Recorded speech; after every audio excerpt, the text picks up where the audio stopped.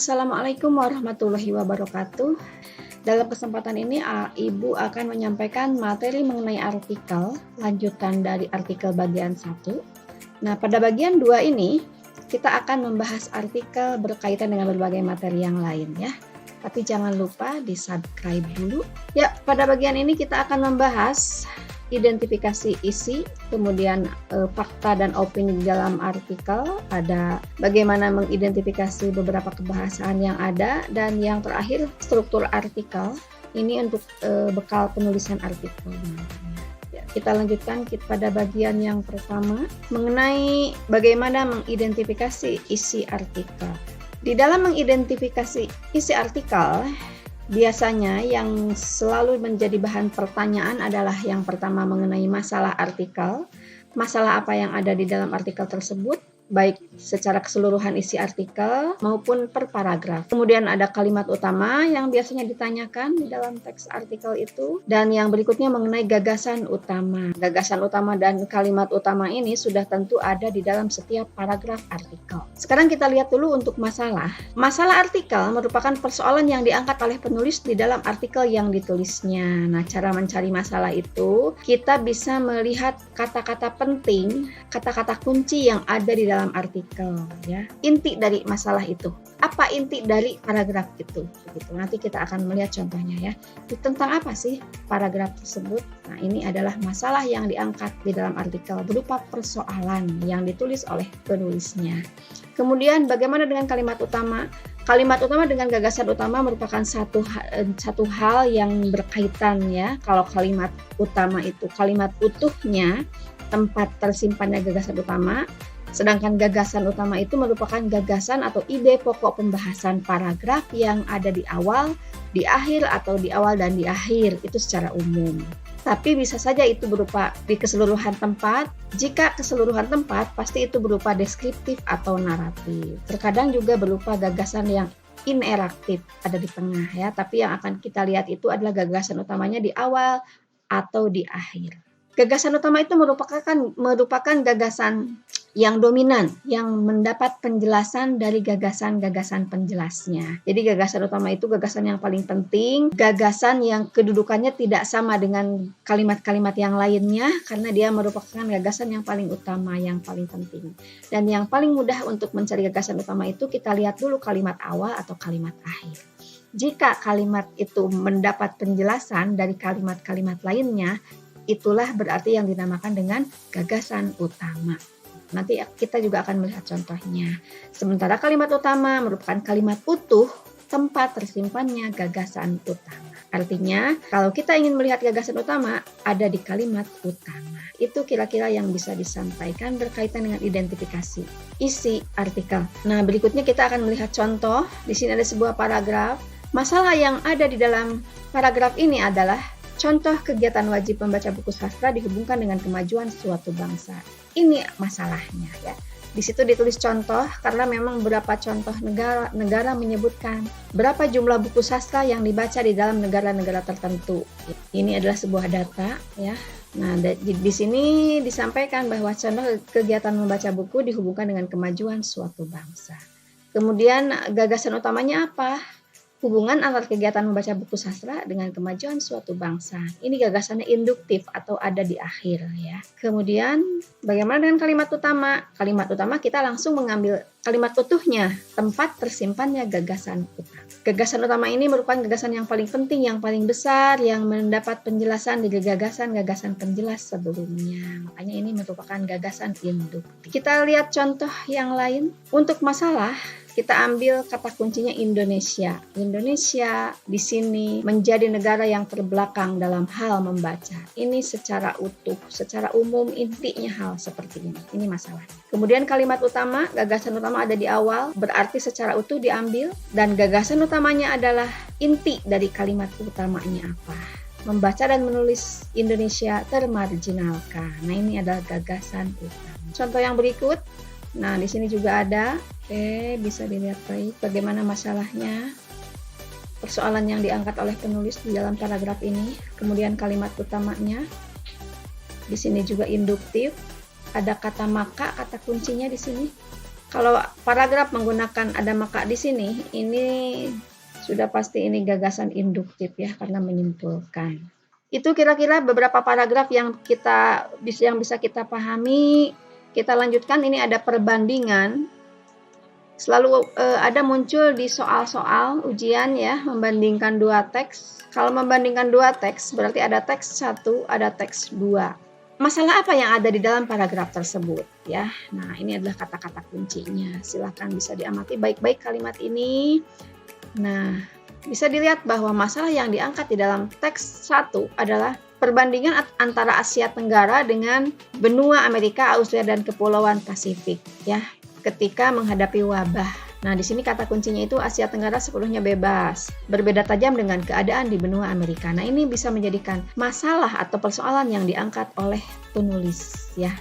Kemudian di teks 2, kata-kata kuncinya adalah informasi yang tersedia tentang penyakit di Asia Tenggara. Nah, karena di sini juga menyampaikan informasi-informasi tentang penyakit di Asia Tenggara. Kita akan melihat jawabannya di sini.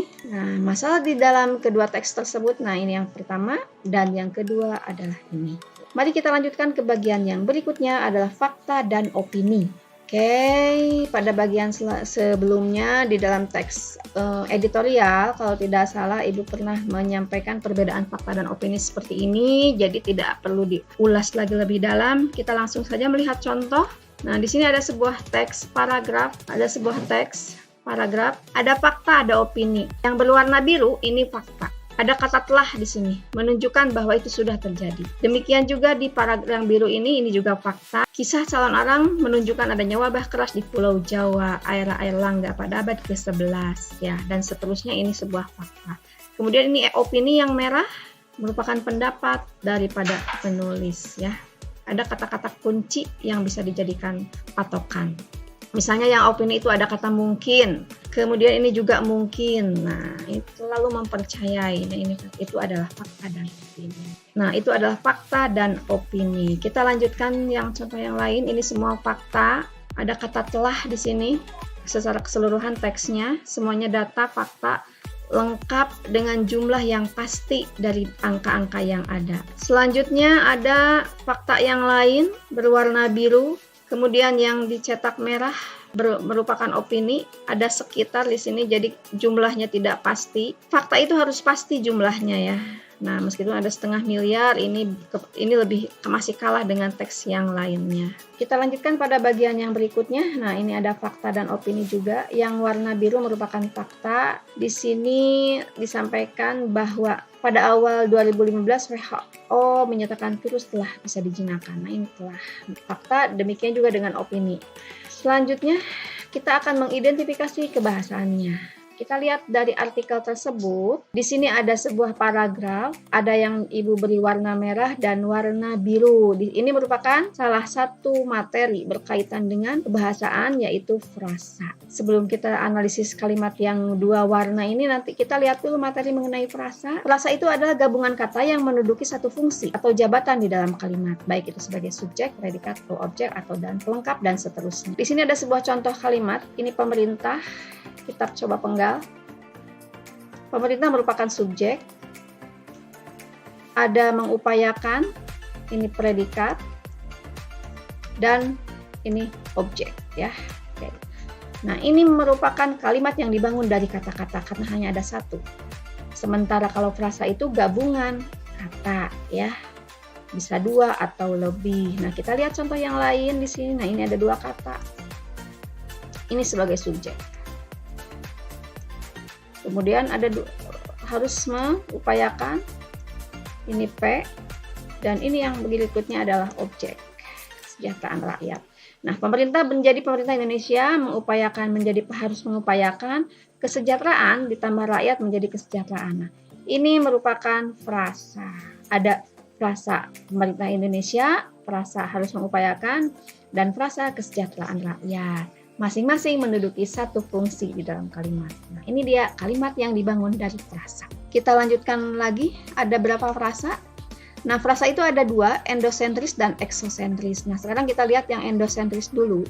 Frasa endosentris itu ada inti atau makna yang lain memiliki distribusi yang sama dengan unsurnya. Misalnya nih ya, ada atributif, koordinatif, ada apositif. Nah, atributif memiliki satu inti. Di sini kan endosentris ada intinya ya. Nah, satu inti. Gadis yang cantik, intinya adalah gadis. Sedang belajar, intinya belajar. Ayah yang baik, intinya adalah ayah. Nah, kemudian memiliki distribusi yang sama dengan unsurnya. Nah, gadis yang cantik ini, gadis ini merupakan benda. Yang dianggap benda. Nah, gadis benda, gadis yang cantik pun benda sama. Sedang belajar, belajar kata kerja atau verba. Sedang belajar pun verba. Jadi distribusinya tetap sama dengan unsurnya. Gitu. Termasuk ayah yang baik menjadi benda ya. Kemudian ada yang koordinatif, ini semuanya jadi inti. Belajar dan berdoa, sama. Ini juga memiliki distribusi yang sama dengan unsurnya, semuanya kata kerja, termasuk ini. Kalau koordinatif itu biasanya ditandai dengan dan, atau, ini adalah koordinatif. Nah, yang berikutnya endosentris apositif, yaitu penjelas. Gadis cantik, koma. Penandanya itu adalah tanda koma di dalam apositif. Sahabatku sejak SMA, ini satu fungsi dalam kalimat gadis cantik. Sahabatku sejak SMA, ini adalah satu frase sebagai subjek. Baru ke sana merupakan kelanjutannya dengan fungsi lain, yaitu predikat misalnya. Ingat, apositif itu memiliki ciri tanda baca koma. Nah, itu adalah frasa endosentris. Kemudian kita lanjutkan frasa eksosentris, lawan dari endosentris. Kalau endosentris itu harus ada inti, nah kalau eksosentris tidak ada intinya, semuanya penting ya, harus ada atau memiliki distribusi yang berbeda dengan unsurnya. Ada kalimat kami belajar di perpustakaan. Ini di perpustakaan itu satu frasa, ini ada kata depannya, makanya disebut dengan frasa depan. Distribusinya berbeda dengan yang unsur-unsurnya. Nah, itu adalah frasa eksosentris dan frasa endosentris. Nah, kemudian kita akan melihat kalimat yang tadi. Ini merupakan frasa apositif. Di sini ada kalimat Rautaus atau balai kota, koma, konstruksi bersejarah lainnya di kota ini, koma. Nah, ini adalah frasa apositif. Demikian juga kalimat yang kedua. Ini juga frasa apositif ya. Sampai sini. Selain frasa, kita akan melihat artikel yang lain. Di sini Ibu buat berwarna biru lagi. Ini yang akan kita analisis. Ya, apa analisisnya? Kalimatnya seperti ini. Ketika lewat sebuah jendela kaca kecil berada di bagian depan balai kota, tanda koma, kita bisa melihat fondasi batu alam bekas istana. Nah, di sini adalah penggunaan tanda baca koma, ya. Penggunaannya bagaimana? Yaitu pada kalimat majemuk jika anak kalimat mendahului induk kalimat. Nah, di sini anak kalimatnya adalah ketika lewat sebuah jendela. Kenapa disebut anak kalimat? Karena dia memiliki konjungsi dan dia disimpan di awal kalimat tersebut. Nah, kalau misalnya induk kalimat yang disimpan di awal dan anak kalimat disimpan di akhir, tanda koma dihilangkan. Nah, ini ketikanya ada di sini. Kemudian ini ada juga kalimat lain. Cleopatra adalah ratu Mesir yang terkenal dengan kecantikannya. Cleopatra adalah ini merupakan kalimat ekuatif. Seperti kita ketahui, kalimat ekuatif itu persamaan ya. Ada kata kunci adalah di situ, subjeknya nomina dan predikatnya juga nomina. Itu adalah kalimat ekuatif. Terus kita lihat di sini bukan dan tetapi berdampingan di sini. Ini adalah kalimat yang menggunakan konjungsi korelatif. Kita lihat apakah tepat penggunaan bukan dan tetapi. Nah, ini mengenai kalimat penjelasan mengenai kalimat ekuatif tadi bisa dipelajari. Nah, di sini ada konjungsi korelatif. Pasangannya adalah tidak hanya tetapi juga, bukan melainkan, baik maupun. Artinya kalimat yang kita tandai tadi kurang tepat ya. Bukan dengan melainkan seharusnya. Jadi bagiku bukan itu yang spesial dari Cleopatra, melainkan dan seterusnya. Termasuk paragraf yang berikutnya, bukan dan melainkan. Ini adalah kekeliruan yang bisa kita analisis di dalam artikel berkaitan dengan kebahasaan ya. Kemudian ada satu lagi nih, analisis yang lain, penggunaan kata baku, ada kata diminimalisir. Harusnya minimalisasi. Kemudian penggunaan huruf di sini ada, kalau antara abad ke-17 dan 18 kalau menggunakan ke berarti harus pakai tanda hubung. Kalau Romawi seperti ini dan menggunakan kata-kata menggunakan huruf seperti ini. Nah, ini menjadi pengetahuan yang tidak bisa dilupakan dan harus digunakan dalam kehidupan sehari-hari. Oke, nah, itu adalah berkaitan dengan kebahasaan teks artikel. Ada satu bagian lagi, di sini adalah struktur artikel ya. sekaligus akan kita melihat contohnya. Struktur artikel ini penting untuk kegiatan menulis artikel. Ada apa saja nih di sini? Nah, dijelaskan di sini ada struktur artikel itu. Yang pertama ada pembuka, bisa berupa prolog atau intro, uraian, pernyataan, rangkaian kejadian, atau kata-kata lain sesuai dengan keinginan penulis, atau bisa juga disebut lead, ya istilahnya. Lead itu berasal dari bahasa Inggris yang artinya awal tulisan. Lead ini harus mendapat perhatian khusus dari penulis, karena kalau leadnya bagus, biasanya pembaca terpancing untuk membaca seluruh artikel. Itu adalah lead-leadnya bisa berupa puisi, bahkan bisa berupa kutipan. Nah, itu bisa dipakai, namanya lead dalam teori artikel ya. Kemudian ada antara pembuka dan isi ada lehernya. Leher itu menjadi penghubung dia, penghubung antara pembuka dan isi, bisa dituliskan di situ. Ada kalimat-kalimat lain yang bisa menjadi jembatan antara pembuka dan isi. Nah, kemudian isi apa itu? Ya, itulah persoalan penting yang diangkat di dalam teks artikel. Di sini disebut sebagai uraian teks eksplanasinya ya. Karena di situ ada data, fakta, kadang ada urutannya juga secara ilmiah bisa disampaikan. Dan terakhir adalah penutup. Penutup ini bisa disebut juga kaki atau ending dari suatu artikel. Berupa kalimat kunci yang menyimpulkan. Nah, simpulannya ini harus ringkas dan jelas, tidak terkesan menggurui. Ini adalah struktur artikel. Supaya semakin jelas, ada contoh nih, contoh artikel dari Kompasiana. Ini artikel yang menarik, bisa dijadikan contoh untuk bekal kalian menulis artikel ya. Nah, di sini ada penulis membuat judul ekstase dunia maya dalam kasus video. Gisela Anastasia, ini ada dari Kompasiana. Penulis mengawali tulisannya dengan pertanyaan. Ini bisa menjadi awal, menjadi pembuka sebuah artikel. Ini sebuah contoh bisa dilihat. Pada bagian ini penulis belum menyampaikan isi. Ini masih prolognya. Kemudian dibuatlah jembatan. Nah, baru ke sini mengarah ke isi artikel. Nah, baru di sini isinya berupa masalah, pendapat penulis. Kemudian di situ ada pendapat ahli. Ini menarik, sejak dulu setidaknya termaktub dalam legenda Yunani tentang komunitas bermediasi teknologi. Nah, ini penulis berusaha mencari data ya. Di sini ada kalimatnya, jadi si pembaca percaya dengan apa yang disampaikan oleh penulis. Penulis tidak asal menulis apa yang berdasarkan pikirannya saja, tapi data dimasukkan. Oke, kita teruskan. Nah, ini kira-kira artikelnya. Ini sampai isi. Kalian bisa melihat sendiri contoh lengkapnya di dalam Kompasiana. Nah, di sini ada contoh yang lain lagi. Ini juga dari Kompasiana. Nah, ini salah satu kutipan menjadi lead. Catur adalah kehidupan dalam bentuk miniatur. Catur adalah perjuangan, catur adalah pertempuran. Ini adalah salah satu kutipan seorang juara catur dunia. Ini bisa dijadikan lead. Nah, silakan untuk contoh kamu baca sendiri di dalam Kompasiana. Judulnya Bermain Catur dengan COVID-19. Ini direkomendasikan, artikelnya bagus. Itu saja kira-kira yang bisa disampaikan berkaitan dengan materi artikel. Semoga bermanfaat. Terima kasih. Assalamualaikum warahmatullahi wabarakatuh.